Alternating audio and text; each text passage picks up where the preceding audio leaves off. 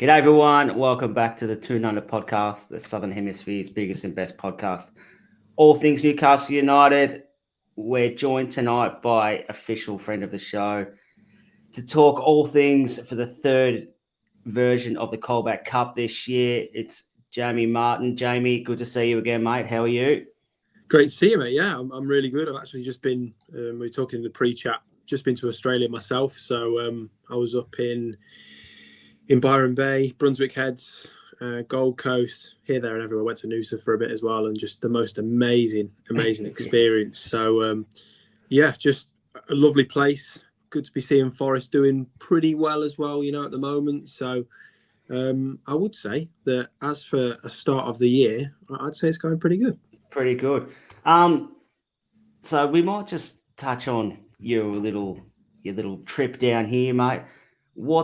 What did you like about the place when you were here? I mean, I think living in the UK, the sort of the normality of life is very much, if you see someone in the morning, I don't think you're going to get a good morning all the time. It's a head down kind of thing, and yeah. Whereas if we look up at the same time, we might give each other an eyebrow on the way past, and like a nod. You know what I mean? Like a very sort of informal sort of greeting. But I think in Australia, everyone's kind of head up, looking around. Morning, you know what I mean? There you go, mate. I was waiting for you to say it because I wasn't going to try and say it. But, that's how it is. It's just, it was really nice, and waking up in the morning and just hearing the different birds and stuff was just nice. It was nice to just be in nature, and for at night you can actually see the stars and stuff, and just being a bit more in touch with something that's a bit different. We were in quite a quiet place, so I'm used to being in a sort of a town/city sort of aspect. So for me, that was completely different. The beaches were nice. I didn't swim because I didn't dare, to be honest. I was just seeing on the group, like the community chats and stuff about sharks, and I was like, nah, I'm all right. Stingers, all that sort of stuff. Oh, someone we were with got stung by a blue bottle on the last day. Oh, really? There you go. Nasty, so nasty. I just ran away.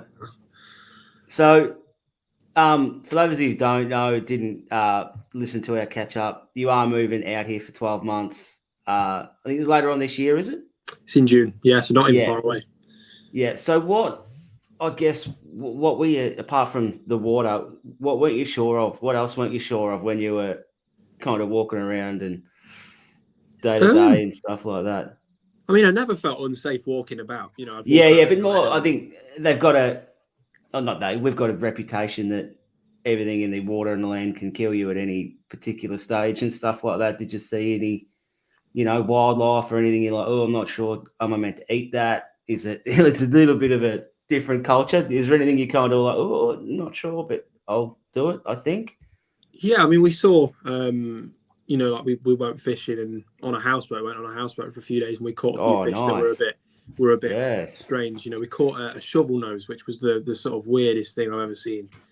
And then I saw a few stingrays. We caught a stingray as well. Obviously, we released all of these. I caught a bream. I did eat that. I barbecued it. I was like, I've got to do it. Bream's good. It's so good. But other than that, I wouldn't say we didn't see any spiders. You've got 12 months for that. Don't worry about it. Yeah, I know that it's going to be the most horrendous 12 months as well for that. No snakes either. We saw one witchetty grub, but that was that's nothing really. It was pretty good. Yeah. I think some people think it's just a full-time version of I'm a Celebrity, get me out of here when we live here, but it's not. No. It's not quite that way. We don't have kangaroos hopping down the street. They do pop up occasionally in suburbia and like a bit of a how they get here kind of thing. But generally, it's not like that. How did you go with the games and following Forest in the middle of the night? Because that's something heavy you're probably going to have to get used to as well. It was really tough because the first game against Bournemouth I couldn't watch because I think either we were travelling or we were jet lagged. So the first 3 days were really tough, like they are now. I'm waking up at 5 a.m. in the morning and struggling to sleep. So it's messed my schedule up a bit. But I managed to watch the 2 games we won, funnily enough. So I watched Brighton. That was about 11:30 p.m. kickoff, so it wasn't too bad. I could do that. And the 2 guys I was with, the 2 kids I was with, were my mum's mates' kids, and they're Liverpool fans, and they fell asleep after the first goal. And they woke up and they were like, "Oh, what was the score in the end? Like 2-1, like you said." And I went, "No, it's 7-0, mate." No, it was actually 7, mate. Yeah, and then the Exeter game was just really, really. Yeah, that was all right though, because that was on in the morning, wasn't it? Yeah, that was it on a 7 o'clock kickoff? Yeah, 7 a.m. Yeah. And then obviously the Fulham one was 2 a.m, and we were like leaving in a day or so. So I was like, "Nah, I'm all right. I'm not going to watch it." But it was a mix of easy to follow and just impossible, to be honest. Yeah, So that's kind of how it works out. And if you're going to stay around sort of New South Wales, the 7 o'clock in the morning kickoffs are unreal. And like you probably got to see maybe your first legal chance to see Optus Sport. Yeah. Kind of realise how lucky we are too, although the times don't quite work out most of the time. The fact that we can watch any game whenever we like and then consume it in a 3, 5, 10, 20, 30-minute or a full game package is pretty awesome as well. I don't think there's any providers in the UK that give you that option. So, yeah, the EPL giveth, the EPL taketh as well, living over here. But we'll get stuck into the game, mate. 3rd versus 7th. Almost a European 6-pointer, perhaps. The table's pretty congested. I think we could be starting the game around 9th if things don't go our way on the Saturday. It is a Sunday 2 o'clock kickoff, I think, in the UK. You were saying you are going to be there at St James's Park in a working capacity? I am. I will be there in a working capacity. So it's my first commentary since early January, which is really nice. The last one was Everton away. So, just looking forward to it. I love Newcastle as a place anyway. I do go to Newcastle in my spare time a lot. So I understand a lot about the culture there, and they got good fans. I've always liked Newcastle. My granddad was a Newcastle fan, and my brother's granddad was a Newcastle fan, and we used to sit and watch around. I've said it on the podcast before, So always sort of kept it up to date with them, and that they are a good side under Eddie Howe. I definitely think there's a lot of good players in there, and if you can keep the sort of spine of the team together, and you get some, if you finally get free of the PSR challenges, I think you'll be doing great things. But it's like, a lot of Premier League teams, it's the consistency. I don't know what Newcastle team we're going to face at St James's Park. Will it be the same one we faced on Boxing Day last year?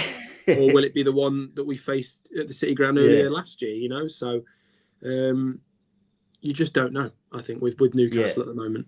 It's I think a lot of people thought it was going to be they kind of get themselves up for the big games. So think like Arsenal's, the Carabao Cup games and things like that. We seem to play really well, except last weekend did put a bit of a dent in them thoughts and aspirations, completely dismantled and bloody dishelved against Man City. And I think a lot of people thought it was probably our best chance to get something there for a long, long time. Our record there's absolutely awful, and we turned up an absolute stinker. So it's kind of back to the drawing board now for us. And we're not sure who's going to turn up. Hopefully Sunday afternoon and get a few pints in before heading to the game, and it does kind of help the atmosphere a bit. I think if everyone's been on the juice for a few hours before the game, so hopefully the crowd's up for it, and that kind of reverberates onto the pitch, and the players get through and stuff like that. But even looking at the sort of timelines, I think we've won 3, lost 2 over our last 5 games. Interesting, we've both lost last weekend, so looking to bounce back with Forest. So how do you it was a novelty in November. We was kind of talking about how long is this going to last and stuff like that, but it's pretty solid now, I reckon. I don't think it's a novelty anymore. It's actually a real thing. I think the one issue that Forest have is that the depth, at the moment. I think that if Forest beat Newcastle on Sunday, I think for me, Europe should be, and you can never say nailed on because the Premier League is the Premier League, but Europe should be nailed on because Newcastle for me are one of the toughest teams for us to beat in this league because, big, strong, physical team, and there always seems to be that mental sort of high ground that you guys are on when you play us. So for me, this does decide which team is going to make that step into Europe. And I still think, regardless of the result, Forest have got a very good chance. We've set ourselves up really well. It's not just about how well we play. In a lot of respects to Europe, it's also about the teams around us. I think Man City will come late and clinch top four. I think that will happen. Chelsea, I don't know. Arsenal aren't doing too great, but you can guarantee they're going to get top four. So for me, I think that there's a good chance that a team can jump into that top four. With a late one, or we could stay there. But it's so tough because I think looking at the last few Premier League games, I'd say the Brighton game was brilliant and we played really, really well. They were really poor. I don't fully understand the sort of false midfield idea they've got there when they were playing against us. It didn't make a lot of sense because we will win our game in the midfield, being compact and stuff. So, but in general, I think we're playing really well. We've got a lot of good players. Injuries-wise, we're doing pretty good at the moment, so I'm happy with that. But again, it's about the depth. The players we've got coming off the bench, I'm not sure all of them are totally up to the same standard. I feel like they're almost at the standard that we needed when we were, fighting relegation. Some of them, not all of them, some of them. And a couple of players coming back from injury, Danilo and Sangare, that aren't fully fit. And I'm just a bit wary that, the people that have been really outstanding, like Dominguez, are going to get left out for the sake of them coming and getting a few minutes, which, we shouldn't really prioritise that, in my opinion. We should be playing our best team every game. So the important thing for us is to keep fit, keep consistent, and, try and get something this Sunday. Yeah. And like, if you guys can sort of replicate the Boxing Day from last year, that'll put a 9-point gap between the two teams. Like we've also got European aspirations as well. That 9-point gap is massive in terms of trying to bridge it, at least for us trying to get in. And I think there'll be maybe 12 games to go after that. So to try and make up 9 points in 12 games is going to be really, really hard, especially with the quality of teams around. Like you said, Arsenal, you don't know Chelsea, what they're going to give you each week either. They're sort of a hit and miss. Bournemouth are the big surprise, whether they can hang on. We played them early on in the season, and I was blown away at how good they were then. They absolutely put us to the sword that day as well. So it'd be interesting to see and I think it's great. I think it's great that these sort of teams, no one really gave any hope of competing for anything in Europe, occupying like two of the 7 European places at the moment. Now, I think AC Milan went out this morning, which might help the English coefficient in the Champions League as well. So they might get 5 places if things go our way, things go the English team's way in the Champions League as well. Which, like, Nottingham Forest finishing 5th even and getting a Champions League place would be absolutely unheard of, and would by far be the biggest sort of story since Leicester won the title in terms of where they'd come from last year, the points deductions, everything like that. I think most people, I don't think they would have tipped them for relegation, but definitely in the bottom, probably third of the table.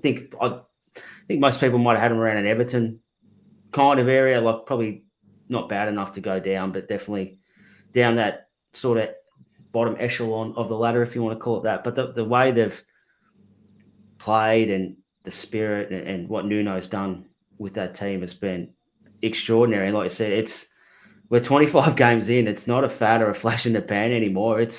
There's enough evidence there to suggest, no, this is real. Whatever happens this season, I'm proud. And do you know what? Every season I walk into the City ground, I feel grateful, and privileged to be in a position where I can do that, either as a fan or working, and I feel privileged that Forest are where they are because, a lot of people have supported clubs that will never experience this and have never experienced this. And I'm just blessed that my dad forced me to go to the City ground and stop my Uncle Dave from making me become a Man United fan. So what a decision this has turned out to be. That would have been another 80 years of absolute crap. But and it's always special when that team is just down the road. You know what I mean? And it's so special. And these kind of clubs that we support are very family-based clubs. You feel like you're a family. Newcastle, no matter where you are in the world, you feel like you're you're there. Do you know what I mean? It's Yeah. a close-knit group. So I'll share your sentiment. I think that it's great what Bournemouth are doing. Massive fan of Andoni Iraola. Love their team. You know, I think the issue for them this summer would be keeping some of them there. You know, some of the release clauses are quite low. So, you know, if they can keep the spine of the team together, who knows where they go in the next few years. But yeah, I'm so proud. And genuinely in November, I'm quite pessimistic when it comes to Forest, because we are a team that can just pull out a miracle and then the next week go and lose to a team in the Conference League, you know, in the National League as it's now called. But now I'm fully on board the European train. So yes. So I was sort of doing a little bit of Bournemouth research this evening before we started. Injury wise, it seems like health is pretty good at the moment. There was one guy, can't remember what his name was, coming back from the broken nose. He was in concussion protocols for the Taiwo. I didn't know how to say it. I was trying to prompt it again, so I didn't make an idiot of myself. So I think he's out of protocols now, just whether or not he's fit enough to make an appearance for the game or not. I guess probably like everyone, we probably won't really find out anything until the press conference Friday, I guess, is when Nuno's probably going to speak and find out the updates. But as far as you know, is that sort of one of the only injury concerns going into the game? Yeah, absolutely. Yeah, I think that as far as I'm aware, at least, that was the only one. Sangari's just come back from a hamstring. Danilo's come back from a broken ankle. He's played a few games, so they seem fit to play. Whether to play a full match, I'm not sure. At least on form, they both shouldn't be playing a full match just yet. But yeah, for Taiwo, concussion, I mean, the thing is with concussions is they can really vary. You know, Jack Colback got concussion in training, a really strong blow to the head. And he barely played for Forest after. I think he might have had one game, and then that was it. And that happened in March, and at the end of the season, that was it done. So sometimes it can really take you out of the game. So I think Ty will just have a mask on, and he'll be on the bench probably to start with. And that's about it, really. So I think we're... Oh, and also Carlos Miguel, our sub-keeper as well, he's got a hamstring injury. But, you know, I'm hoping he gets better soon, but only because he's a Forest player. It was no real loss when he was really poor against Exeter. But hopefully he gets better soon. But we'll have Wayne Hennessy on the bench on Sunday. You can probably Black Demos back if you need someone else. Well, we're all right, mate. You can have him. Someone to fill the void.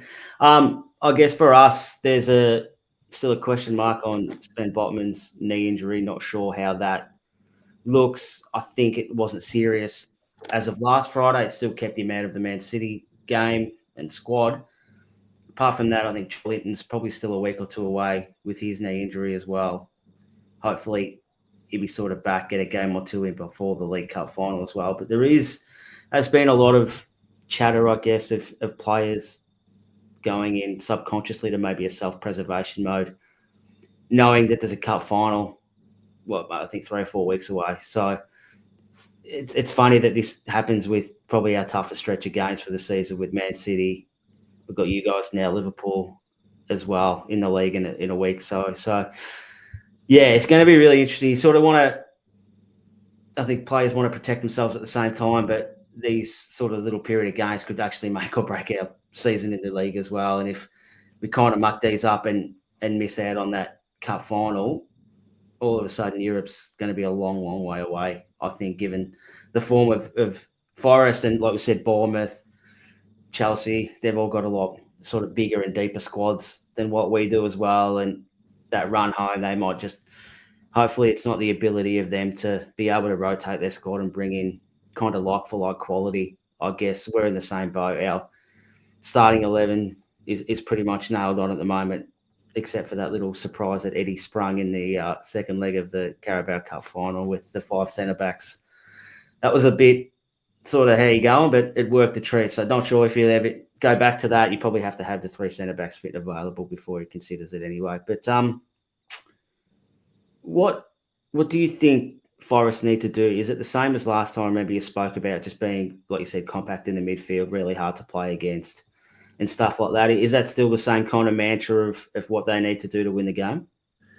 Yeah, I think that maybe they'll change formation for that game. I felt that when we played you guys, you almost played similar to us. You know, you played fairly low and you were just going to soak up the pressure, and neither team particularly wanted the ball that much. So if you put Forest in a position where they've got to be the dominant side, that's where you seem to sort of, you know, get them to struggle a little bit, is at least from what I've noticed.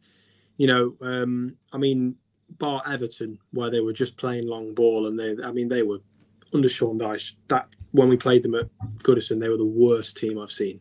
Yeah. Super poor. Now, obviously, completely different. But yeah, I think, you know, if you can play us at our game better than we can play you at it, then you'll win. And that sounds so sort of vague, really. But in terms of just, you know, being really compact, waiting for the moment, countering quite quickly. You know, we've got to be careful on the edge of the box, because we already saw with Joe Linton the shot that he scored, which was really good. But that's not an unfamiliar thing for Newcastle. They can all score from those sorts of angles, especially Fabian Schär as well, who is a brilliant. He could be the rope-a-dope. His form has been patchy at least, or patchy at best, this year. And if you roll out the red carpet for him to have a shot, he's more than likely to take it. But at the same time, he's more than likely to turn it over at the same time and leave us sort of scrambling to try and reshape on the fly when he's caught way out of position. So it is interesting like that. And yeah, we seem to be at our best when we kind of get in behind a little bit. Teams play a little bit of a high line and we just play one ball, whether it's out wide to Murphy and use his pace to sort of get beyond the last defender and then square it up to the big dog up top, who seems to just gobble these chances up all the time. Or Gordon goes the other way and he cuts in and something happens from that. Or we just go straight up the middle. But all our goals, a lot of our goals seem to be coming from our ability to get in behind teams at pace and go really, really quickly. So be interesting to see, if you guys kind of not park the bus, but just sit a little bit lower. And I think we'll go 3 at the back. I think we'll have those 3 centre backs. Yeah. Well, it might be a 5 at the back and 3 in possession with the 2 wing backs pushing up and stuff like that. So Elliott Anderson, I definitely remember you last time saying you didn't think he was going to start that game, and he didn't. What is he locked on to start this weekend now, his first game back at St James's Park? Yeah, for sure. I think so, at least. You know, he's such a special player, you know, and I was very critical of the money we reportedly paid for him when he first joined, and I take back everything I said, you know, and I've got no shame in saying it either. He's a brave man to do that, player. Jamie. Yeah, it's a brave man to admit you're wrong. Do you know what? I love admitting that I'm wrong when it comes to Forest. When it comes to any other team, I hate it, you know, because I didn't have Liverpool down to win the league this year. But I hate to admit that I'm going to be wrong because they're going to win it. But you know, when it comes to Forest, if a player proves me wrong in the right way, I'm absolutely buzzing to be proved wrong. And you can laugh at me all you want, but we all support Forest, so I'm getting just as much joy as you. Yeah. And for me, Elliott is just so good in the tight spaces. You know, he's got a really good eye for longer balls and the shorter balls. You know, really tenacious and really good level of skill. You know, I think his timing as well for when he decides to make runs and when he decides to just pass is really improving.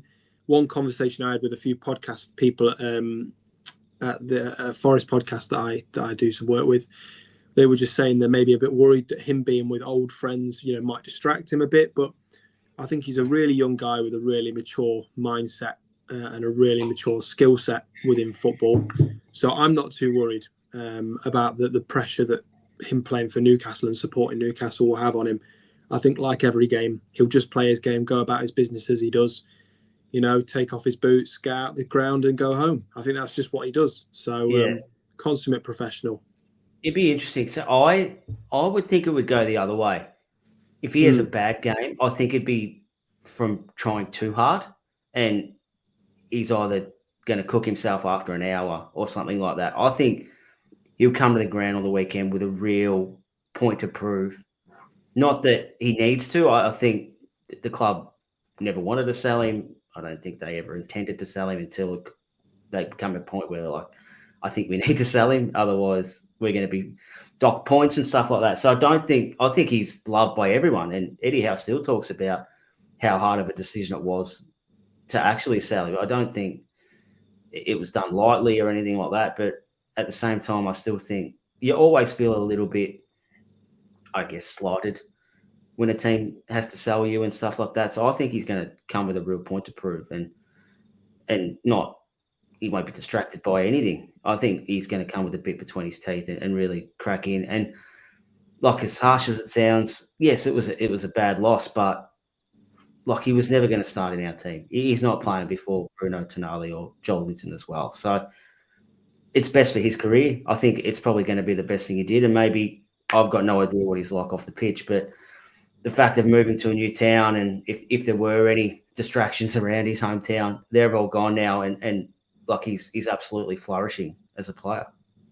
Yeah, I mean, the nightlife's not as good in Nottingham as it is in Newcastle, so I suppose there is always that, but yeah, I mean, he's just a really great kid who knows exactly what he wants, and I think we've maybe got him for another year and a half at best. I think that'll be the big teams in England and definitely Europe will be sniffing around. There's been reports that Liverpool are interested already, so I don't think now is the time to sell or to even consider. Forest actually wanted Elliott Anderson for 2 or 3 years before this. They were watching him when he was really young, and as soon as the opportunity came out, because they were regularly contacting Newcastle, as soon as they said he's for sale, we need it for PSR, Forest were on it, and they were going to pull out everything to do it. So it's nice to know we got a long-term target, but I feel you there. It's not a nice feeling to lose an academy player, especially one as special, as him. So yeah, your loss is our gain, sort of thing. And unfortunately, that is just the way that the Premier League has made football now. Yeah, and there probably was an element of guilt too after the John Joe Shelby debacle that we probably did owe you. So yeah, so here's to Chris Wood, though. By the way, I think Sorry about that. Look, how about, I know you've been interested in him. You can have first dibs. If you don't want him, we'll move on to someone else. How do you feel now, given where you are, that you are getting Sky 6 clubs linked to nicking your players and stuff like that? Is that a new novelty? Hang on a second, where's this come from? Well, I'm just going to go out and say that there's only 2 teams that I would say any of our players would consider playing for: Liverpool and Arsenal. Because Man City, you become a system player. For me, I don't think that it is the best move for a lot of players. The likes of Calvin Phillips have done it. It hasn't worked out. Jack Grealish, I don't think that's worked out. I mean, he will probably tell you otherwise because he's won everything and he's happy, I'm sure. But in terms of that playing experience, isn't working out at the moment. At Arsenal and Liverpool, you've got a good chance of getting into that team and solidifying yourself and taking yourself to the next level. But Chelsea, they've just bought players at a ridiculous rate, and I don't think there's been a clear plan for their recruitment. Especially buying players like Joao Felix and loaning him out 6 months later. It's ridiculous. Tottenham aren't a bigger club than Forest in any respect, by the way. The only respect that Spurs are a big club in the Premier League is the stadium. I've actually reached a point now where people talk to me about the top 6 or the big 6, because they've renamed it now. Yeah. And Spurs are in there. But what have they ever done in my lifetime, maybe in your lifetime too, to constitute? Nothing. What have they done? What have they done to constitute being called a big 6 club? They just have a big stadium and they have a couple of big players.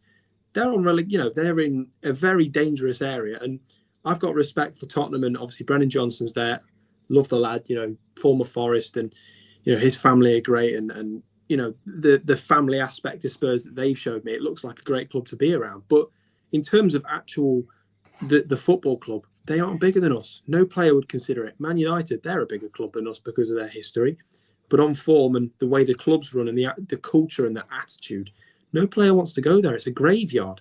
It's an absolute graveyard. So for me, as I say, Liverpool and Arsenal are the only teams there, but I'm not worried about bigger teams picking up the players, and this could come back to bite me and they could pick up one. But for me, Forest are in a position now, and we've got the ambition and we've got the owner and the culture, and in general the mentality to say to a player, this is our project, are you ready to invest in it? Because we'll invest in you, and I think we can sell them that and keep them here for a while. The proof is in the pudding that we've developed players to become all right players, or players that they've been called cast-offs, to make them great. Yeah, you know. So I think we've got the project there.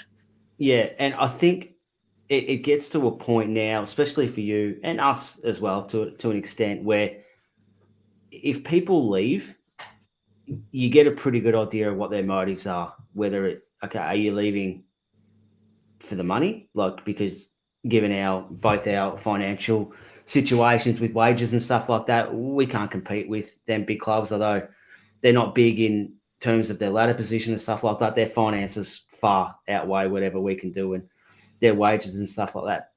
But if you want to play every week, like you said, develop and become the best player you can be, there's not many teams in the world that you'd leave for, because you're going to get everything you need here, and we're on the right path and stuff like that. And that's what I mean. The only time you would leave is if like there are exceptional circumstances and clubs that you might be able to go with, but anyone else, it's going to be purely for money, and you're not really worried about how your career goes. You're just about making as much as you can, because look, who in their right mind would go play with Tottenham or Man United at the moment? Like, and Chelsea as well, where you're just another bare bum in the shower there at the moment, because they've got so many people. They probably would never know your name, half of them, because, like you said, the amount of players they've brought in.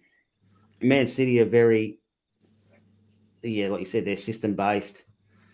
You kind of got to fit into their mould, rather than, I don't think you have that much scope to be yourself. You've got to fit in a Pep's way of playing, and he's pigeonholed you to do a certain thing, and that's it. So, but we're the same. Like, everyone's bloody Alexander Isak seems to be going to every big club in Europe at the moment, but the reality is, how disrespectful is it though? Sorry. Yeah, how disrespectful it's awful. Is it that? Yeah, and I'm a subscriber of Sky Sports. I'm a watcher of Sky Sports, and I like the people that are saying these things as people. But how disrespectful is it for someone to, week in, week out, during a commentary or a report as well, to be saying, "Well, I wonder when Isak will get that move to Man City or Arsenal." I mean, why does he have to? Why can't we normalise the bigger clubs not taking players and just sort of getting on with where they are and believing in a project? Because not every player has the same mentality. And don't get me wrong, I think that Isak probably will want to be playing European football, and I don't think you can particularly blame him. And he clearly is one of the best, I would say the most advanced all-round striker in the league, personally. Yeah.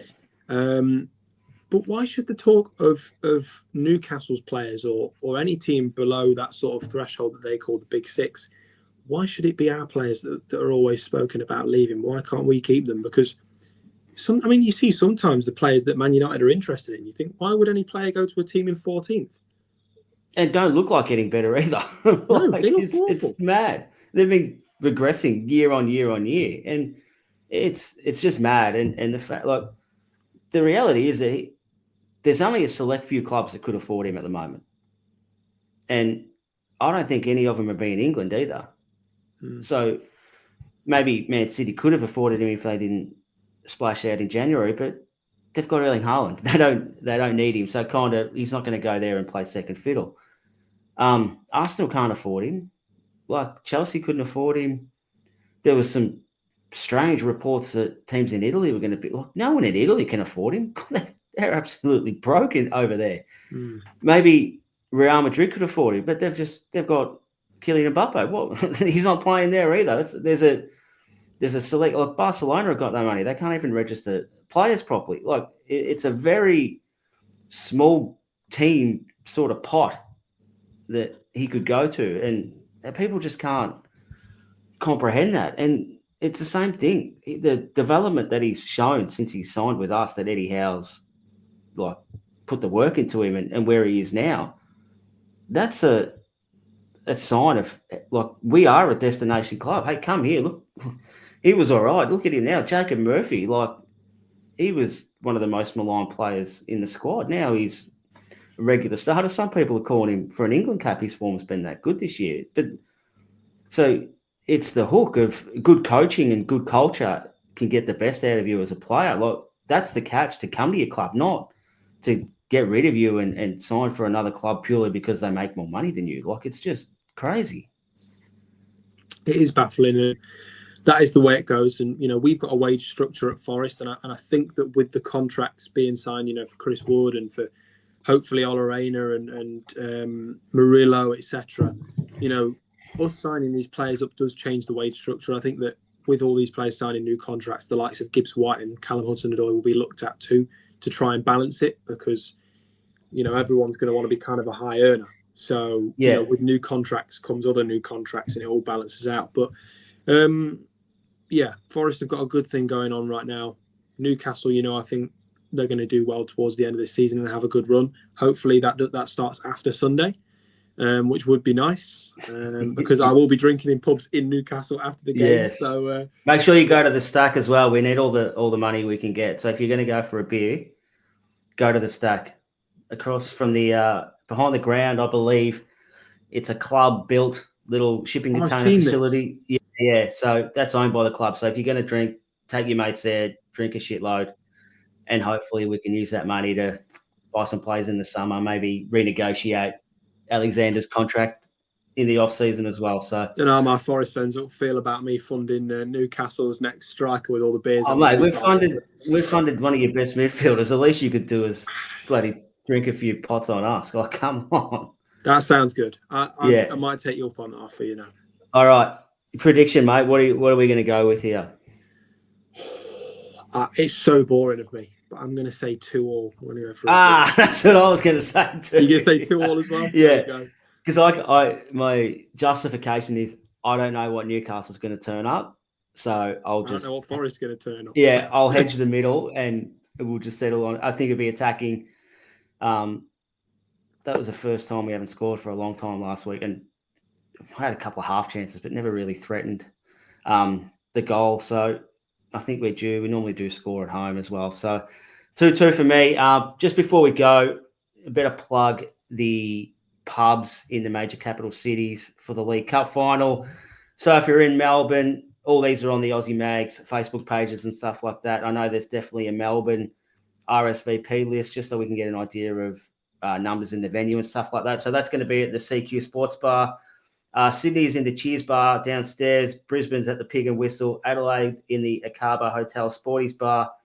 And we're just waiting for confirmation for Perth and the Gold Coast as to where their watch-along meetups are going to be for that League Cup final. So if you are in that particular capital city on that hopefully fantastic weekend, make sure you reply to Aussie Mags, give them a bit of an idea of numbers and stuff like that, just so the venues can cater and make sure they've got enough staff and all that sort of stuff, mate. So that'll wrap us up. Thank you very much for jumping on again, mate. Absolutely, it's going to sound real nuff of me, mate, but I love when people from other countries come to Australia and they sort of say how good it is, and it's so much different in a good way to wherever they've come from and stuff like that. And we probably do take it for granted here a little bit, that how things are and just how much of a little difference just how you going in the morning when you're walking past someone can make. Makes a huge difference. And you know what? I don't think on that entire holiday I felt uncomfortable or unwelcome. So to all the Australians listening, thank you. Looking forward to being back. And I think I've just about learned all the sayings and phrases now. So we're all good. Did you have a favourite saying, mate, that you've picked up in your time here? I mean, just calling the toilet. What was it? Was it like a Dooney? Dunny? A Dunny. That's it. Yeah. I went to this one in a forest in a national park, and it wasn't the nicest experience. But did it have water? No. Yeah, there's a few. It was so long and tube. Yeah, it's just a big drop. Yeah. So I'm glad I wasn't using my phone on the toilet or anything. That's a wipeout. All right, mate. Oh, did you get it? Did you have a palmy by any stage or not? No, I didn't. I think the most. What did I eat? I had kangaroo. I had crocodile. Obviously, I had the brim. I had literally everything, but I didn't have a palmy when I was there. All right. Well, that's the first thing. First thing in June, straight to the pub. What do you want to eat, mate? I'll just get a palmy and chips and salad. Thanks, mate. That'll be fine. It's on the list as soon as we get back. That's it. All right, mate. We'll knock that. Good luck for the rest of the season. Like I said, hopefully you guys can keep continuing on the way you've been going. Hopefully we can continue on as well. And maybe win a trophy. That would be unreal. If not, at least some kind of European football would be absolutely huge for us, mate. So good luck for you. Thank you again for jumping on. Hopefully your body clock realigns itself pretty shortly. Yeah, just keep busy, mate. That was my thing. Just keep active for as long as you can until you kind of hit a wall and you gradually get out of it. But you'll figure that out, mate. No doubt at all. So thanks for joining us again, mate. Thanks everyone for watching and listening.